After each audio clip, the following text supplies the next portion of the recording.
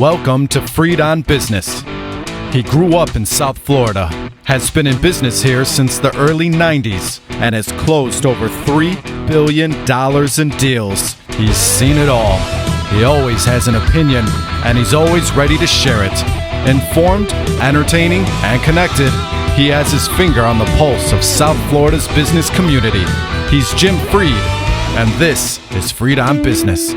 Hey everybody, welcome back to another edition of Freed on Business. We're here with Olivia Ramos today. Reagan's running shotgun back there at the studio for us, but we got Olivia on. We're going to talk about real estate technology, artificial intelligence, virtual reality. Olivia is going to talk to me about some of the new trends that she's seeing on the horizon, and I'm going to give her my natural response as an industry person who's been doing it for quite some time. So right after our Warren Henry thing, we'll get into it with Olivia. Make sure you don't miss this. Mr. Mendoza, I'll toss it to you.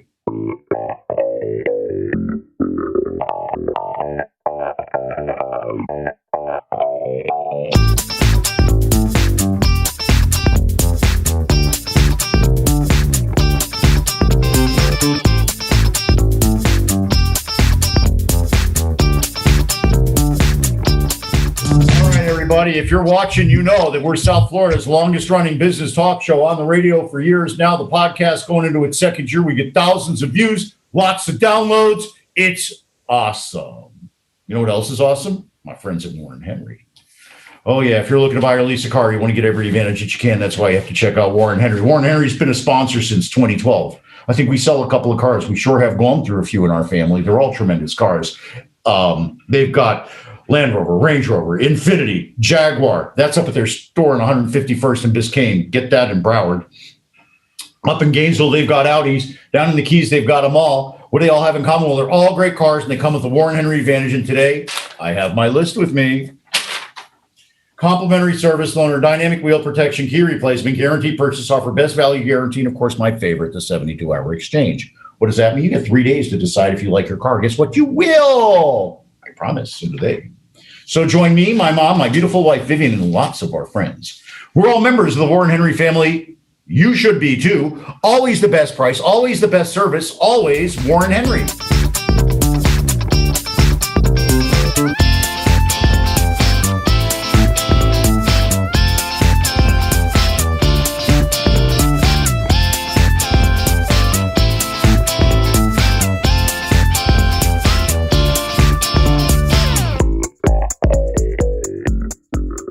Hey, everybody, and if you're looking to do a real estate deal, usually I say call me, but DM me. I'm not allowed to give out my phone number anymore because I got stalked and all kinds of harassed and threatened and stuff. Got the FDLE out here. It was pretty wild. They tracked it all the way down and found it was they found who it was. Anyway, give me a call, DM me. I'm helping a lot of people right now. I'm capitalizing all the way up to the top. Right after this, I'm going to look at $100 million deal with my guys from New York. And guess what? We're going to do it.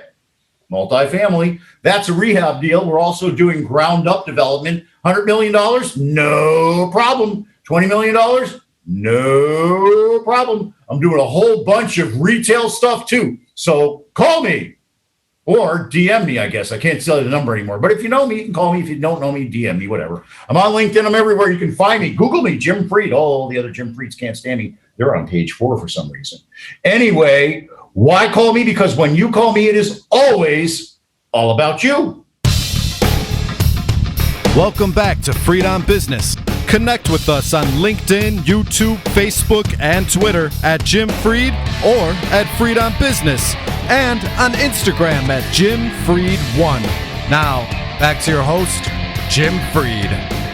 Hi, we're back. We're with my good friend Olivia Ramos. She's my artificial intelligence expert. She should be everybody's. Olivia worked at DARPA. She's really smart. She invents a bunch of great stuff. She's on the show. And since I've been looking for a house, she said artificial intelligence could help me look for a house. Perhaps not the topic for today, but just an indicator how it can help everybody. Olivia, welcome back to the show. Thank you, Jim, for having me. I'm very excited about today's topic. And I want to preface it by saying, when we bring technologies into the industry of real estate, we have to take into account how it sits with the real estate experts, and you're a real estate expert. So I want to throw a few things at you and see, kind of what your reaction is, because that could be, at a larger scale, the reaction of the industry as a whole to a new idea. Okay, So by the way, today, I want to preface this by saying we have not discussed any of this stuff before because we wanted to get my real response. exactly. The idea is I'm going to throw things at you. We're going to see your reply and kind of gauge whether the industry is ready for something like that or would accept something like that. Okay, so a little bit of history on the current topic and how I came around to it is the impact of virtual reality on urban planning and the future of cities. So first of all, virtual reality, Jim, when you think about virtual reality, what do you think about? What comes to mind? Goggles, bulky goggles that people put on me at a trade show. Then they walk me through a condo and I go, wow, that's really cool. That's about it. Got it. So like walkthroughs and like simulations of an existing building for sale. Pokemon. That's Pokemon. augmented, right? Yes, that is correct. Okay. So a little bit of history. I was in a lecture by Ray Kurzweil at Singularity University. Ray Kurzweil wrote or co-wrote The Singularity is Near. And the concepts are when machine and humans become one. So is that what singularity means? Is humans and machines become one? Yes. And when the machine is... Say that again? Like the Borg in Star Trek? I don't know. I haven't watched Star Trek. They put their body and the machine together in the same thing. Are we talking Something about like that? The body coming together? Or are we talking about them working side by side, physically independent? So there's a few things. There's when the machine and human become one, but it's really maybe when the machine becomes compatible with human. Okay. When the machine becomes just as smart, and in a way, we kind of become one in that sense. It's sort of like my phone. My phone's getting smarter every day. It knows I'm going to stick to the subject. So I asked Ray Kurzweil in that lecture what he thought about urbanism or real estate as it relates to this technology. And his response was very surprising to me because he said, because of VR, there will no longer be a need to live in proximity to one another. Now, this conversation was in the summer of 2016, way before COVID, way before everyone now communicating virtually and doing business over video conference calls and things like that. So this was, 5 years ago. And the idea was if everyone can feel like they're anywhere in a conference room, having lunch with someone, there would be no need to be in a physical space. And therefore, there would be no need to live in proximity to one another. So I want to kind of get your reaction on that, and then I could go into a little bit further. I agree with that to a certain extent. Okay. And I'll give you a particular example. I didn't meet anybody for a year and a half. Now with this Delta variant bouncing around and Vivian still needing to be protected, I'm very reluctant to meet people in person. However, I'm finding it a requirement to doing business in this transitionary period. People are expecting me to meet them in person. Point in fact, right after this, I'm going to go meet a developer and one of my money sources at a property. We will meet outside. I will be masked, but we're three of us in a variety of different places on that. I do not think what I will be accomplishing today would be able to be done with VR. And why not? Because it requires... What part of it? Okay. The matchup part. I'll get the intellectual part done, but it's the personal coming together and believing. It's a body language, it's a feel, it's an art. I'm the expert. Okay. So the issue with VR today is that the resolution of the hardware and the software is not compatible with real life resolution. I'd like to ask a question because I'm not sure I understand the concept that you're asking. Okay.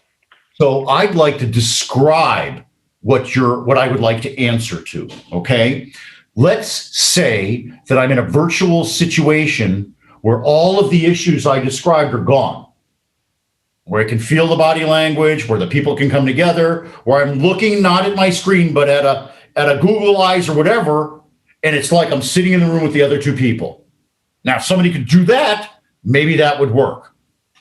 Right. Okay. So let's assume, yes, that in a couple of years, virtual reality will have the same resolution or higher than we have in real life. So you will not be able to tell the difference between what you're looking at if you just look inside your house and what you're looking at in the glasses. So your mind will actually think that you're there Will because of the will it give me the smell of coffee? Sorry, I have to No, ask. look, the other senses are important. And I didn't want to bring too many into this, but we can, which is haptic technology and even other senses. Another day, just VR and meetings. Okay. I don't want to go like that. I want to go like that. Okay. So assuming that you have all your senses taken care of, but primarily your visuals, you feel like you're actually there because it looks like you're actually there. What is the need? Let's say that's already in place. There is no longer a need to be anywhere at any time. You can just. That is correct. It's a total deconstruction of the human lifestyle as it exists today. Yes. Let's assume that's going to happen. I believe it is. I think so. Let's assume that's going to happen. I'd love to walk in my office and be anywhere in the world. So what happens to real estate in that sense? In a way, you've dematerialized space. You've dematerialized the transition from one space to another. What happens to our cities? How do we build for that reality?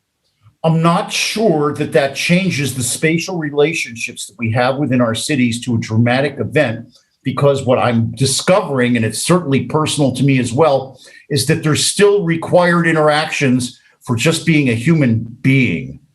You can't get it all off the TV or the VR. When I shake hands with when I meet with my guy today, my money guy, it's a bonding experience. The shaking of the hand is really important. But let me ask you this: so am I going to wear a glove and I'm going to feel that? Yep. Yes. Wow. So let's bring haptic into it. Let's just build on top. I can't just do. No. That's fine. That's not enough.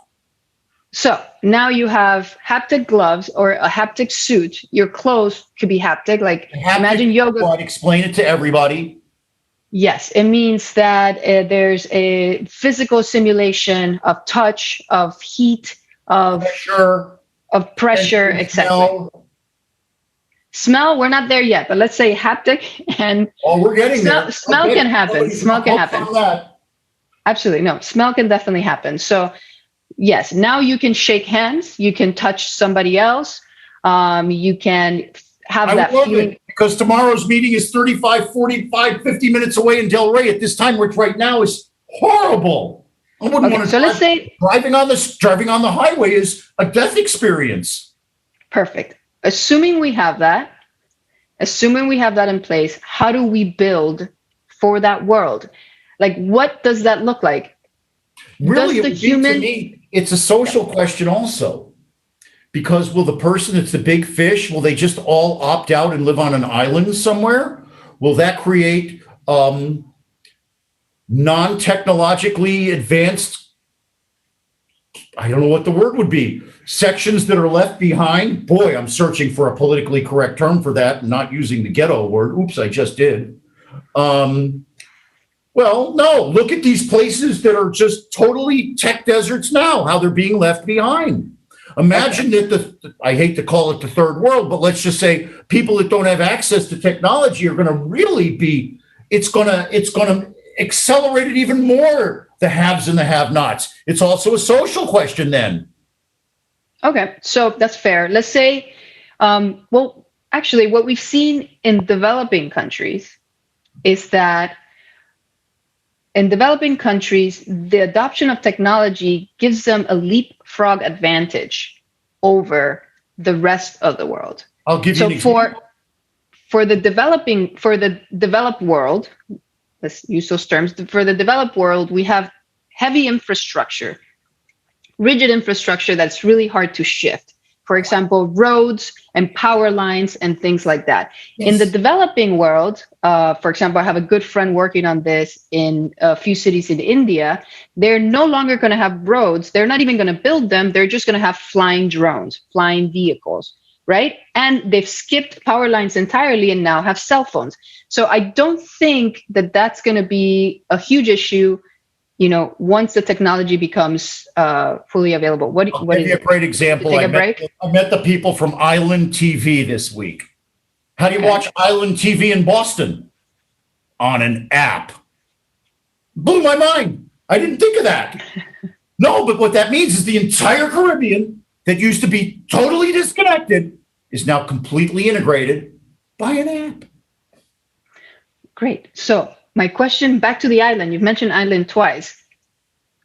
What do you think the human condition is, and what is the most comfortable situation?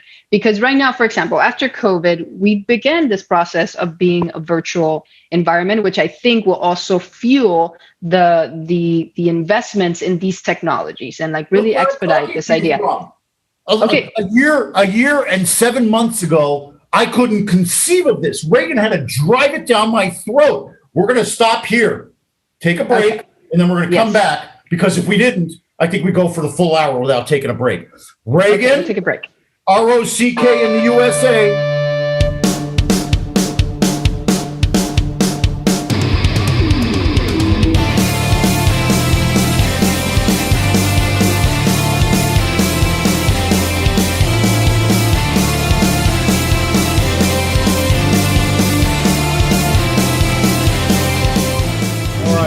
Thank you. I enjoy voguing, but I enjoy even more the fact that we're South Florida's longest running business talk show. That's right. We've been on since 2008. Yeah. Oh my God. Warren Henry's been a sponsor since 2012. It took him a long time to get on the train there.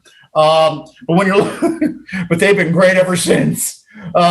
When you've been looking to buy or lease a car, you want to get every advantage that you can. That's why you have to check out Warren Henry. That's one of their stores. Land Rover, Range Rover, Infiniti, and Jaguar. Up in Gainesville, they sell Audis. Down in the Keys, they sell them all. That's where I think I'm going to get a Jeep next time with all this weather. Oh, what do they all have in common? They all are great cars, and they all come with the Warren Henry advantage right there. You get complimentary service loaner, dynamic wheel protection for the people that hit the curb. That's you. Key replacement. I lost my keys. It's like $100 for those keys. Guaranteed purchase offer. They'll buy your car. Best value guarantee. They'll make sure you get the best value. In the 72-hour exchange, you got 3 days to make sure you like your car. I don't think anybody turns them back in. Join me, my mom, my beautiful wife, Vivian, lots of my friends. We all go there. Warren Henry, we're members of their family. You should be too. Always the best service, always the best price, always Warren Henry.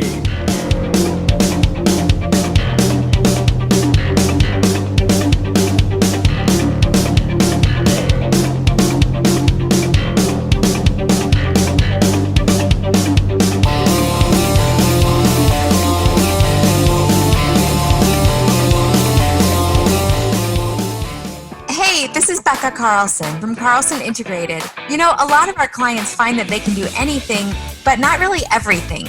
We are always excited to jump in and help. So whether you need another set of hands for a project or even comprehensive marketing management, our team of marketing mavens would love to have a conversation with you to see if we are the right fit. We do everything from logo and design work to email outreach and social media to writing and thought leadership. And here's a fun one. We are now offering our fabulous ebook of top 10 marketing tips on our website for free. So head over to carlsonintegrated.com and grab a copy today. And please always let us know how we can help.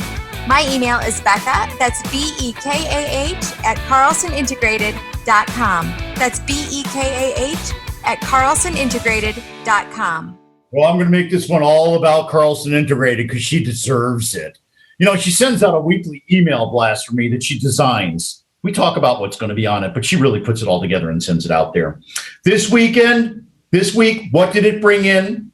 It brought in like a $400 million deal, starting with the initial equity bridge loan. That woman knows how to, that person knows how to get it done. See, I'm learning. That person knows how to get it done. She's tremendous. I can use she, right? She's tremendous. I'm checking over here with my social guidance counselor over here.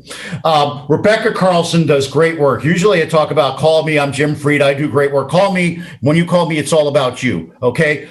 Rebecca is the same way. She's tremendous. She's helping a number of my friends build their brand, as is Mr. Mendoza, for the record. So the people that work with me, I'm going to say it this way. I surround myself with experts and I listen to their advice. You should too. I'm an expert in real estate, so call me. Well, I guess you got to DM me now. But anyway, reach out to me, Jim Fried. Why? Because when you call me, it's always all about you. Welcome back to Fried on Business. Connect with us on LinkedIn, YouTube, Facebook, and Twitter at Jim Fried or at Fried on Business, and on Instagram at Jim Fried1. Now, back to your host, Jim Fried.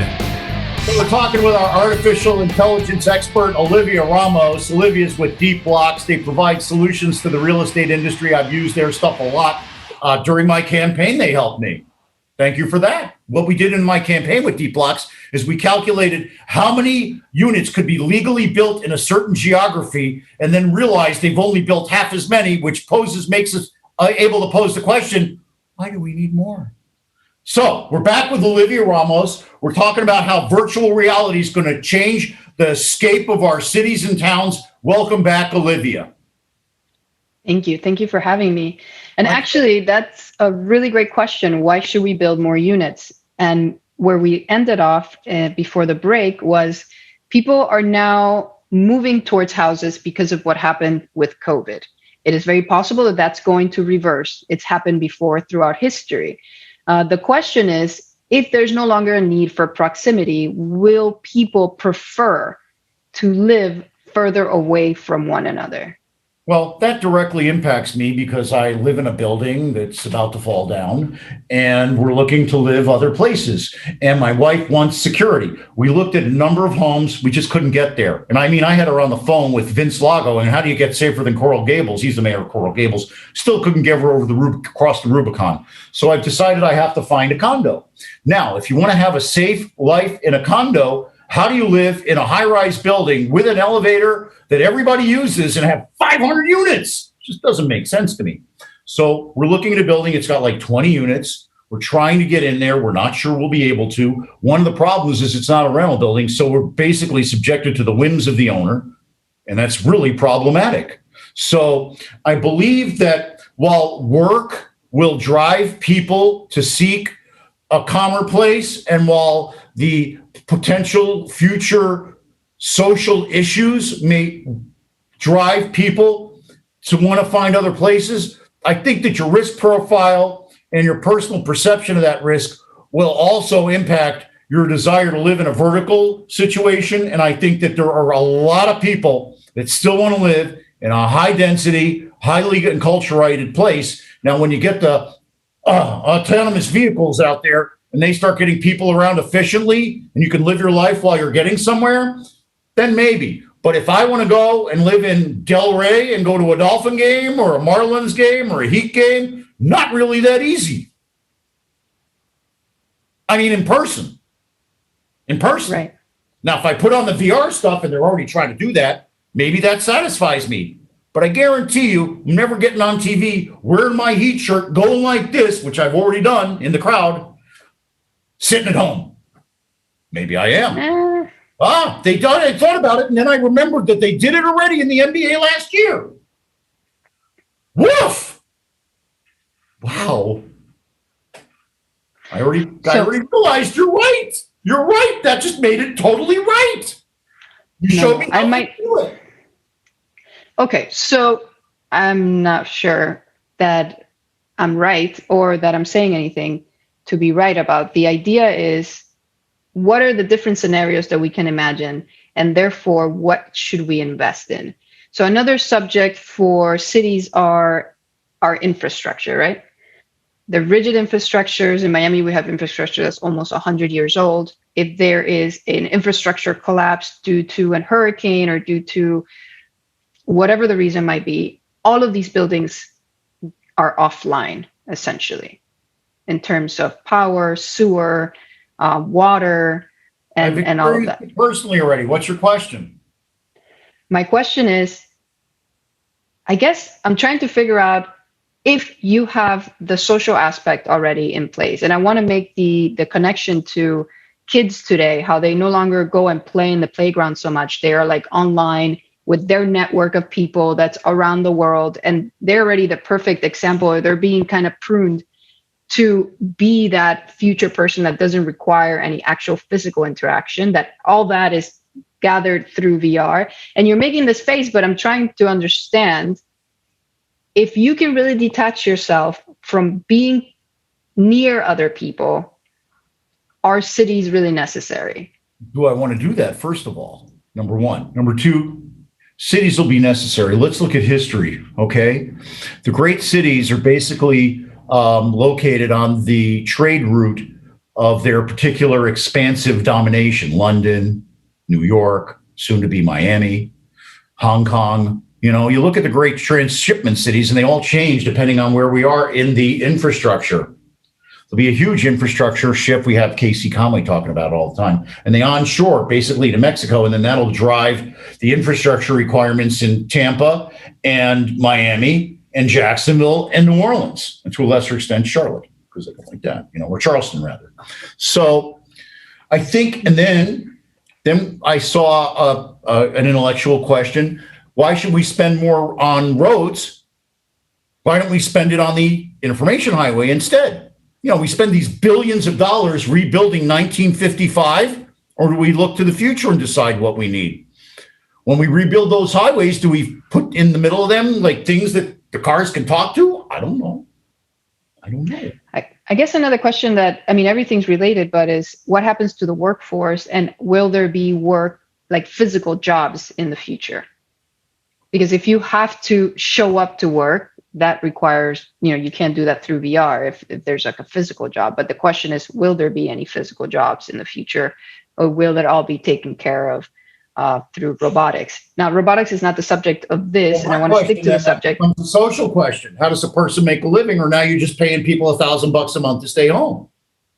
Well, if you look at the book Ready Player One, most of society had jobs in the virtual sphere.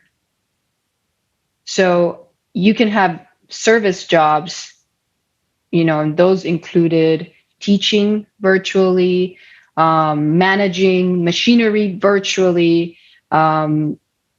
Everything in that book happened virtually. That's kind of an extreme, but there's no reason to believe that there will be any physical jobs in necessarily physical jobs in the future. If we have robotics and AI, everything might be able to be managed remotely and virtually. But, you know, that's questionable. Again, it's this question of the need for proximity. George Orwell here. Wow. So let's deconstruct that. Let's assume that the future changes dramatically, which it already has 18 months ago. Would I want to just sit here on top of my building like a spaceship and do what I do just on a spaceship? I just told you I just did it. I told you I had an email blast that found me a $500 million deal, that my guys are all interested, that they're downloading all the information, that they're going to look at it, that they're going to basically Google Maps look at it. They don't have to come down to look at this. It's really easy to tell that it makes sense. And this one's in a place where people are going to want to live. And why are you looking into a condo if you no longer need proximity? But that's not true. I do need proximity. The condo, the place I'm going to live is be directly across the street from where I have all my meetings, everybody. It's on the way in for all the heavyweights that come in from the south part of the county. And it's close enough to downtown so that I can go on the north side if I need somebody coming in from the north. Everybody I do business with still wants to meet in person, even though I don't necessarily want to. Okay? It's a social thing. I'm going to be able to meet them there. I'm going to have a kitchen there. I'm going to actually invite people to lunch. And one of my plans is to do a post Freed on Business lunch with the people that are the guests. Great. How long do you think this physical interaction will last? This requirement for? Yes. Generation.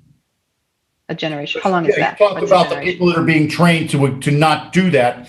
I would say that that's really something that I wouldn't encourage my kids to become a couch potato.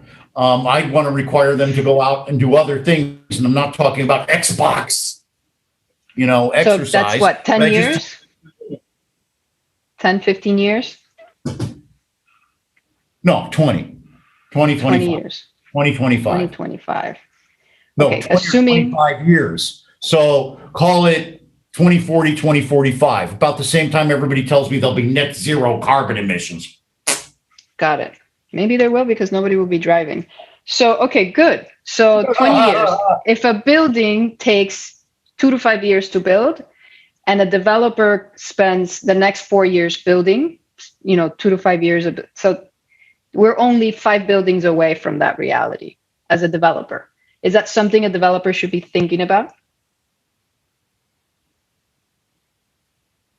They already are. The unfortunate part is they don't react to it. They react to the numbers, and the numbers are forcing them to get smaller and smaller and smaller units, which says, well, everybody's going to live out here in the common areas, which means that the person whose experience you're talking about is going to be living in a cracker box. The deals right now, studio 500 square feet, 1 bedroom 650, 2 bedroom 750 to 800, 3 bedroom 1100 square feet. Are you kidding me? No, but that's what it is.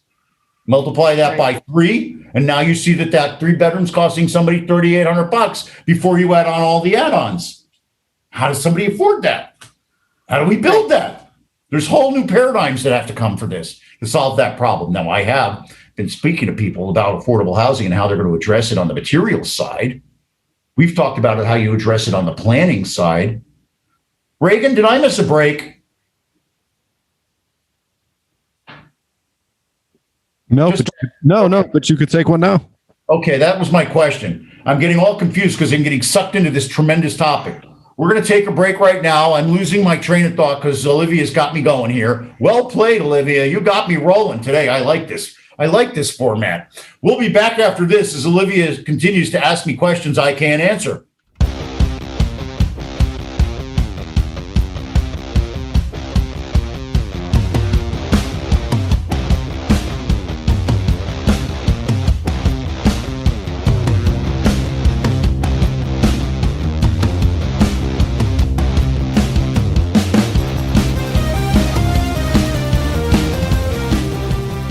South Florida's longest running business talk show. We've been on since 2008.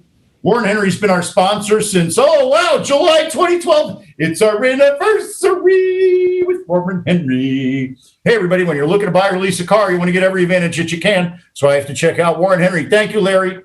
Thank you, Eric. Thank you, everybody at Warren Henry. Samantha, I love you all. May, you're the best. When you're looking to buy or lease a car, you want to get every advantage that you can. That's why you have to check out Warren Henry. You can see I'm a member of their family. You know them all. Land Rover, Range Rover, Infiniti, and Jaguar up at 151st and Biscayne. Farther north, you can get an Audi in their Gainesville store. Down south, Key West, they sell them all. What do they have in common? They all come with the Warren Henry advantage. That means you get complimentary service loaner, dynamic wheel protection, key replacement, guaranteed purchase offer, best value guarantee, and a 72-hour exchange. You can take 3 days to make sure you like your Warren Henry vehicle. Guess what? You will. Join me, my mom, my beautiful wife, Vivian. We're all members of the Warren Henry family. You should be too. Always the best price, always the best service, always Warren Henry.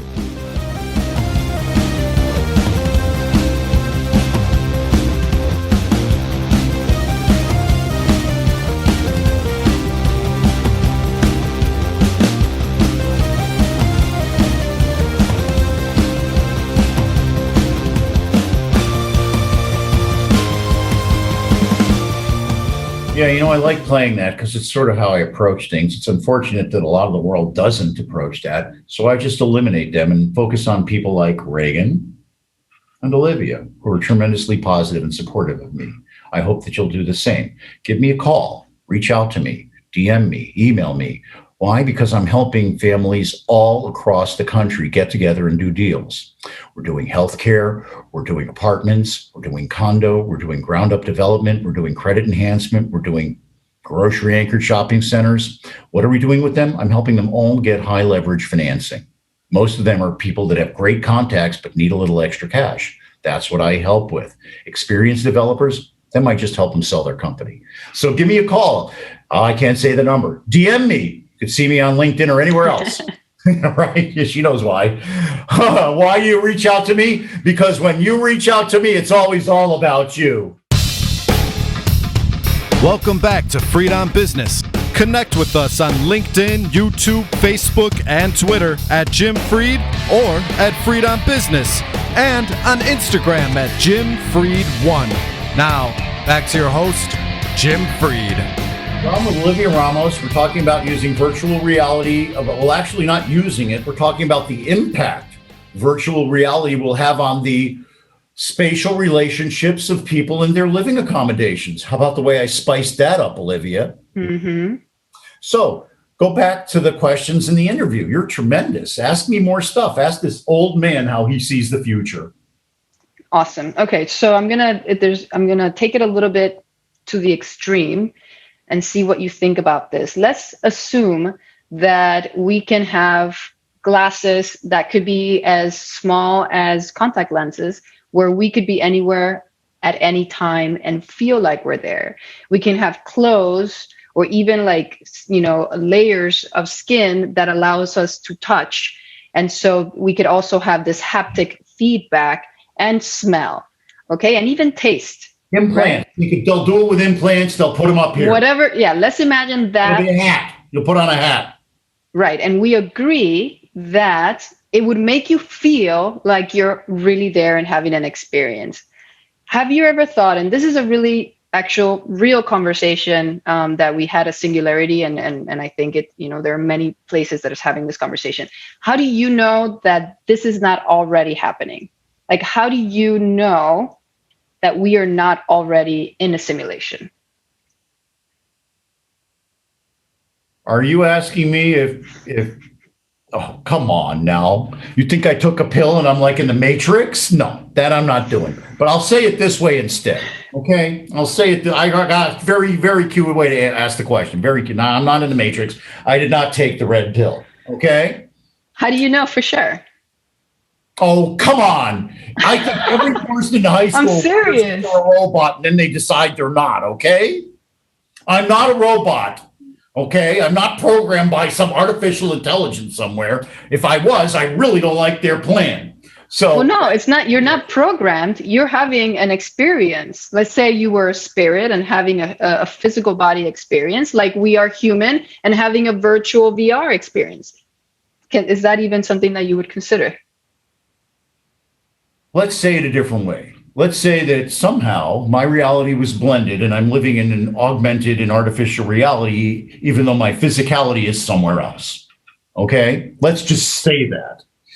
I think that assumption would really throw a lot of people into very heavy therapy, first of all. Why? Why? Because people think that they live in the real world. If you're telling them they're not living in the real world, it's going to mess them up. The virtual world is a real world. How is it different if it's a parallel universe? Okay, it's what we're doing right here is in 50 years they'll watch this and they'll see the actual turning of the worm on the issue. Okay, they'll see it. It happens to me. I'll give you examples of where I've stepped into the transitional period of technology.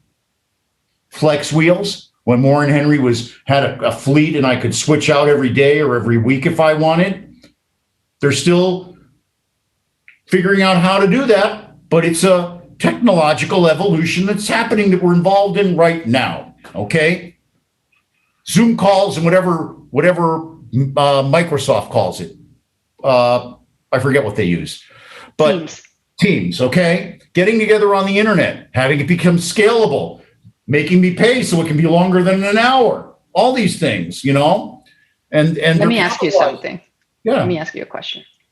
Sure. Do you believe in multiple lives, or do you believe that this is the only life there is? I think that's a question that should be set aside for now, and I really don't want to project that particular. Okay, then no. Let me just say this. Okay. We don't do on the show. We don't. Let me say this. You're right. You're right. Try to not do politics. Okay. As a thought process.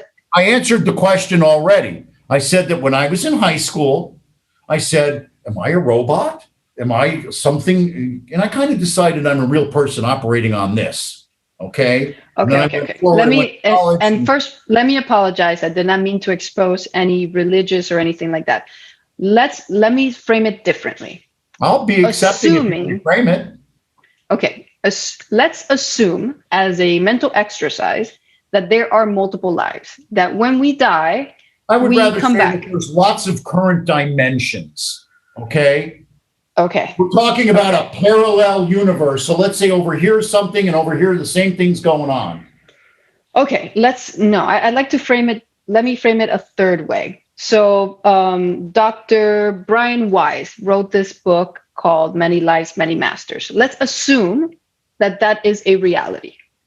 Okay, that his patient did have 80 different lives that they went through, and it's documented in this book. Let's just assume that's a reality, like we assumed earlier that Ready Player One could be a reality. If that is the case, and your spirit moves on from one life to another, assuming as a mental exercise that would be the case, wouldn't this be very much like a simulation?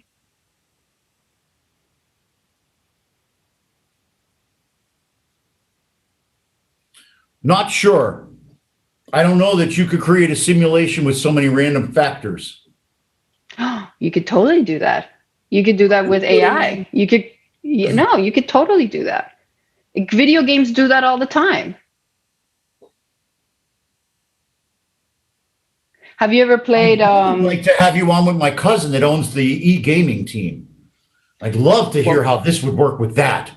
I think gaming is going to play a huge role in our everyday life. I'm working right now on a venue. I can't say where. My friend did one in Orlando. No, seriously. Okay. No. So, the e-gaming thing, we've done it on the show. It's a thing. It really is. Whatever. I love watching the drone things. Oh, that's great too. So we're going to take another break because I want to leave a longer closing session. No, there's 4 breaks. What do you want from my life? We'll be right back with Olivia, and she's going to blow my mind and put me in a place that I never even thought existed. We'll do that after this. You better stick around because she's really trying. You could see her really trying to make me uncomfortable and find the edge of my reality. And we're going to get there in a couple of minutes. Reagan, rock the world.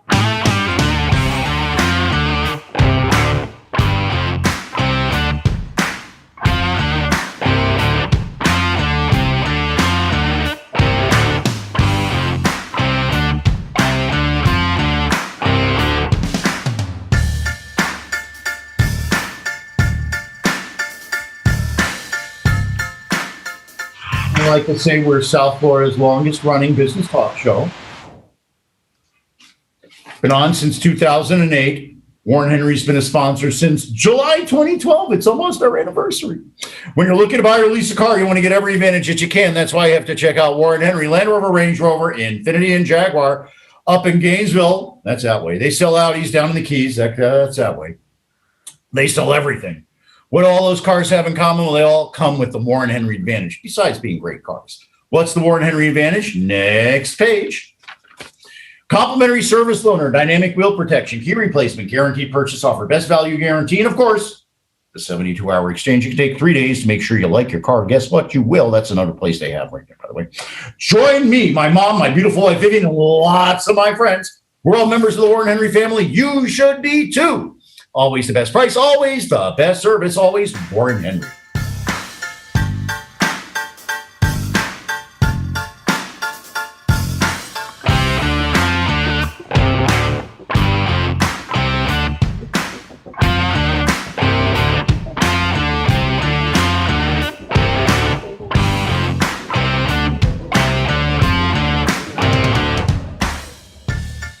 Hey, this is Becca Carlson from Carlson Integrated. A lot of our clients find that they can do anything, but not really everything. We are always excited to jump in and help. So whether you need another set of hands for a project or even comprehensive marketing management, our team of marketing mavens would love to have a conversation with you to see if we are the right fit.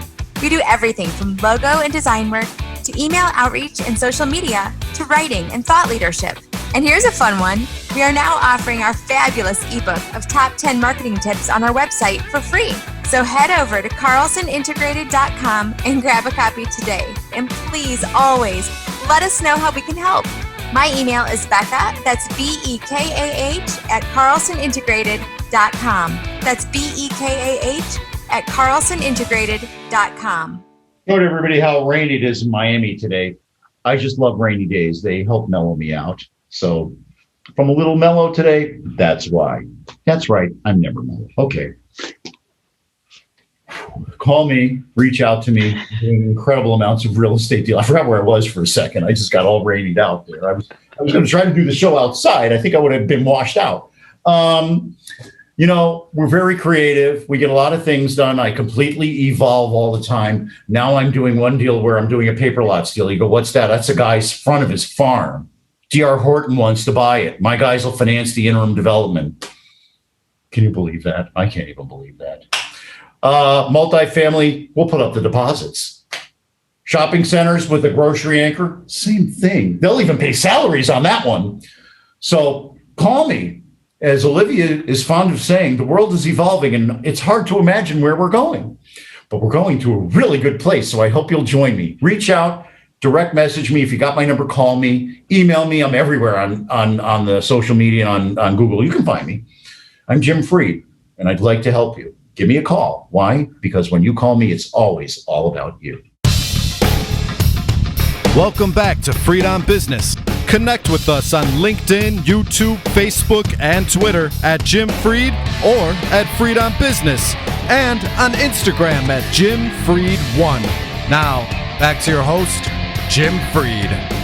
Well, I'm with Olivia Ramos. Olivia is the founder, I guess would be why I say it, of Deepblocks, a local artificial intelligence company that specializes in real estate. Olivia worked at DARPA, and I really would call her a futurist. We're talking today about the impact of virtual reality on the real estate market and developments. We left off with the fact that in about 25 years, I estimated that everybody would be able to have a real good experience with VR, and that's only 4 or 5 building cycles away, which means somebody that's about 30 better be thinking about this, or they're going to lose their butts. So go ahead, prosecute it again. Go at me again. Okay, so we can imagine in a world where everything, where we do all of our activities virtually. We meet friends, we work, we do business, we do transactions. Everything is done virtually. We can imagine that. Let's just say in 20, 25 years that will happen. I believe we could cut that in half or even more. But that's just my opinion. It requires a lot of adoption of people that are going to do it slow. That's why I'm saying 20 to 25 years. The reason I'm doing that is because I'm not going to consider anybody an early adopter. I'm going to consider a full immersion person now growing into it. That's how come I defined it as 25 years. Fair enough. My question is, in such a world, everything is recorded. Everything is being tracked. Even like maybe as deep as your intention or your patterns of speech or your patterns of lying.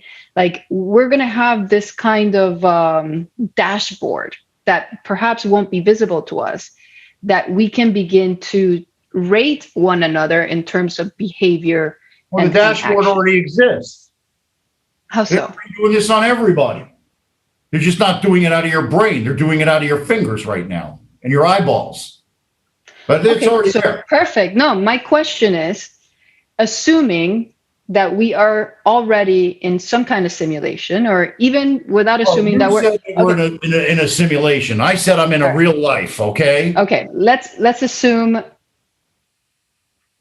regardless whether we're in real life simulation or the future virtual world simulation that we create, right? So in 25 years, I'm living in the Matrix. You're living in the Matrix. How important are your ethics and the way you treat others if everything's being recorded and potentially public? Are you asking me that? Oh my God. The answer is it would be tremendous. If for one thing, I would be able to see who the people are that aren't handicapped, that park in the handicapped parking spaces in our building, and they would be penalized for it in the world scorecard of being a good person. Now, the backslide would be that people would be forced into perhaps a homogenized lifestyle. How so? Well, I think that society could create pressures that would manipulate behaviors in a way that would be unproductive. I think that that's happened in our political process already, but we don't talk politics here. No. Okay. So I think that there's a way that society can have a broadcast. Social media is a great way to mind control people. Okay. My real question is, who's going to be able to pick the reality from the altered reality, and will there be a difference, and how will that difference be? And will we be driven into a reality that's, I can't believe I'm going to say this. Bad for us, but good for somebody else. How about that? That's the real question on your, I know everything about you. Okay, you know everything about me. You're going to use it to help me or hurt me? Right. Okay. And that's why I shut off that iPhone commercial where the people pop. I love it. Nobody gets the okay on my phone. Nobody. I already told you that I've had my identity stolen. My mom's had her identity stolen multiple times. I've had my phone hacked while I was in a political debate by my political opponent. I've had my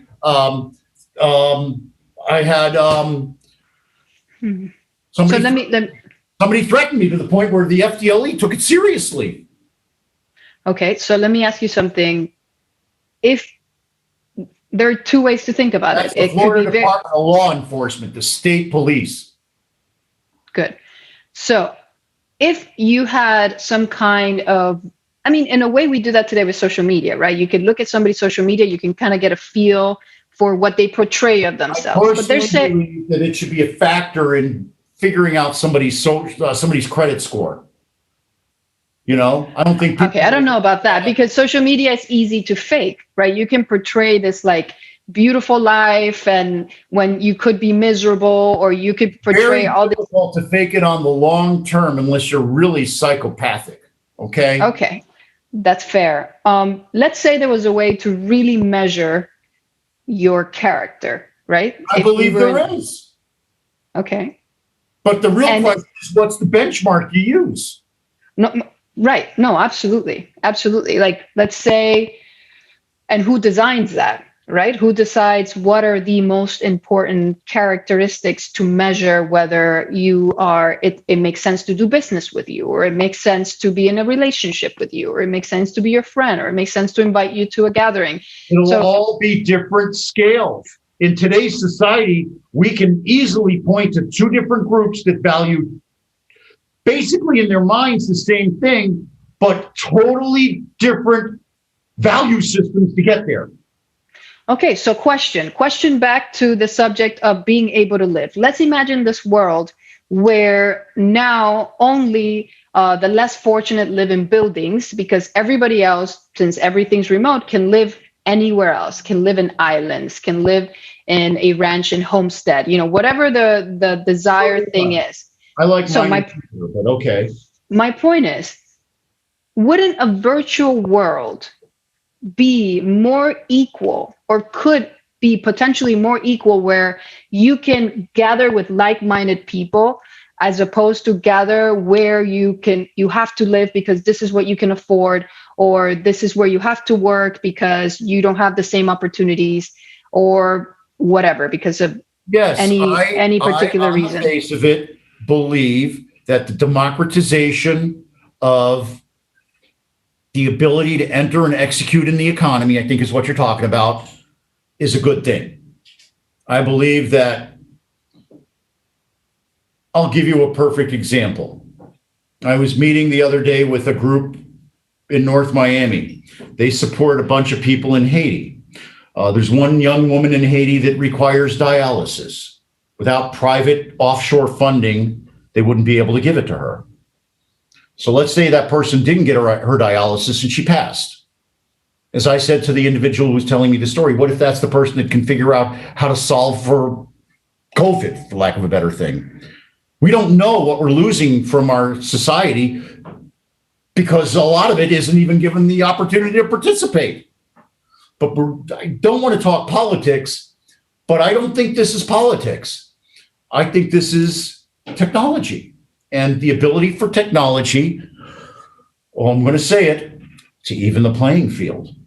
Okay, now I am somebody who knows how to operate on the playing field, so that is somewhat an interesting thing to me. But, is it right that somebody should know how to operate the playing field rather than having the playing field be even? Is having an even playing field economically possible? I'm the wrong person to answer all this.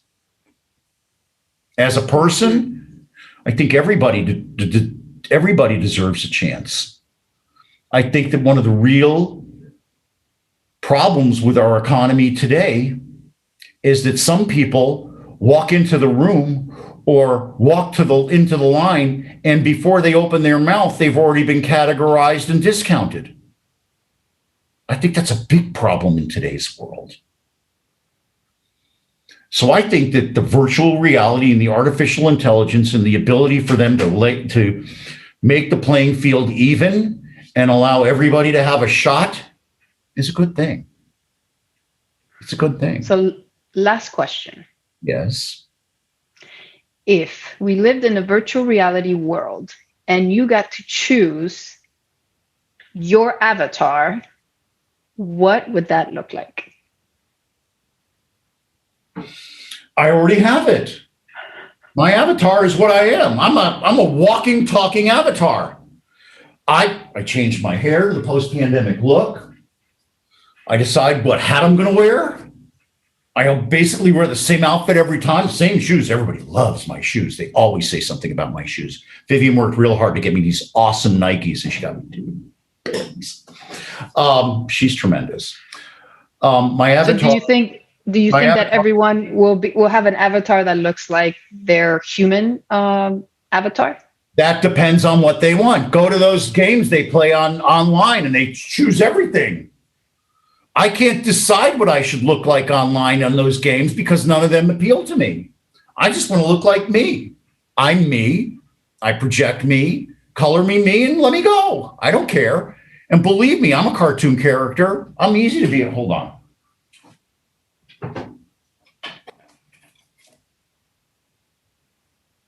Cartoon me. Look, I can even put the hat on that I used that day. Didn't think I could just pull that out, did you? So that to me is the avatar. The avatar is, the cartoon just accentuates something. The avatar would accentuate something too. What do I accentuate? What is the basis of my avatar? My avatar, if we go over, I don't care, Reagan. The avatar is my brand that I self-actualize by helping other people achieve their dreams and goals. And hasn't that been consistent through every one of the examples you asked me? I want everybody to just be their best. Everybody should have a clean shot and be their best self. They shouldn't get hurt. Bad people should be penalized. They should be shunted to the side. It's tough to identify who those people are now unless you really know them. You and I had an experience like this just earlier today. So, I don't know how you'll be able to put a score on people, but it's already happening. This is just another score. Back to you. Yes. I'm struggling with the idea, and I want to know what you think, and we could end it here. And this, goes across business relationships, friendships, and groups, kind of fellowships. Please. What is it really important? And I think this opinion has changed with the COVID virtual experience. Is physical proximity, being next to one another, is it important to develop strong relationships? Or will it be possible in a virtual world? I think it'll be possible in a virtual world, and I'm going to tell you why. Because people will have virtual experiences, and relationships are built on experiences. They do it in the fraternity. That's why the fraternities haze. They put them through crap so that they all have a common experience. Now, it doesn't mean you like it or not. It's just why they do it. A variety of other reasons, dominance and all this other crap, but we're not doing frat hazing today. I think that somebody who's happy with who they are, that's been able to craft a good personal brand and a good personal avatar, they'll be themselves. That's me, that's Bruce Turkel, that's you, that's Mendoza. Other people who are a little less savory will craft other avatars. We can look into the political world and say that every one of them is an avatar, except a couple. I know a couple that really are human beings that feel, and we need to promote those people. If we could rate them and then have that score next to them, the human score, I think that'd be great. So rock on. This was great. I hope you're going to come back next month and ask me more great futuristic questions so we can together plumb the depths of our minds to offer people ideas. Yes, I believe, and tell me what you think, that real estate developers should be looking into this potential reality and figuring out what that future city might look like if nobody. I think that the younger ones should. I think that the ones that are on the developer associate, the ones that are 30 and running numbers, they should be exposed to this. And those questions should be coming from them to the senior people. And then as they grow and mature and operate with Oculus or whatever they're going to have, they'll be in place to be able to understand it better. I think that's the way it happens. It has to be an extrapolation of the human experience of the developer, and I just told you how it's going to happen. How about that? I think that should call JP Perez and tell him. I will. Want me to get him on the line? We'll do that after the show. I want to thank Olivia Ramos for really making me feel dumb and smart at the same time. You have a natural way of doing that, lady. Olivia. Thank you, Jim. Thank you, Reagan. Oh my God. I really want to do this. I do want to give a shout out to the first responders. I see them going past my house from Jackson to Surfside every morning at like 6:30. God bless those people. God bless everybody in our community that helps somebody else. They should get a really big star and an increase in their score, like they do on, what do they do? The thing with the living naked, where they give them a score on their survival. Anyway, I want to thank Olivia for being here. Thanks to Deepblocks for being sponsors. Other sponsors include Creco AI, Carlson Integrated, Turkel Brands, the Bergstrom Center for Real Estate Studies, and Warren Henry Automotive. I want to thank our listeners and our viewers for joining us and giving us great feedback. Join our community, LinkedIn, Facebook, YouTube, freedombusiness.com, lots of hits. If you missed today's show, it'll be up in a few minutes on freedombusiness.com and in all the different feeds. I'm Jim Freed for Freedom Business. Look for us on 8:80 a.m. next Wednesday at noon. Not sure what we're going to talk about yet, but I'm sure it'll be awesome. Why do I do this? Because I just love doing it. Remember, the person that wants to do something finds a way, the other finds an excuse. Now go out there and make it happen. God bless you and God bless America.